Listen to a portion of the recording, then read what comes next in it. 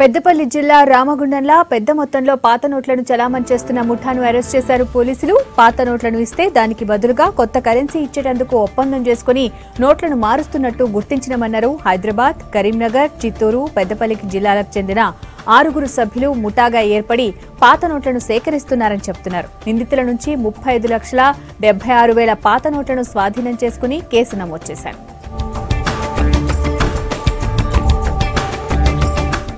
Notes, currency notes 1000 denomination, తర్వాత 500 denomination. ఈ demonetisation అయ్యే ముందుగా ఉన్నటువంటి currency notes total amount 35,76,000 seize చేయడం జరిగింది.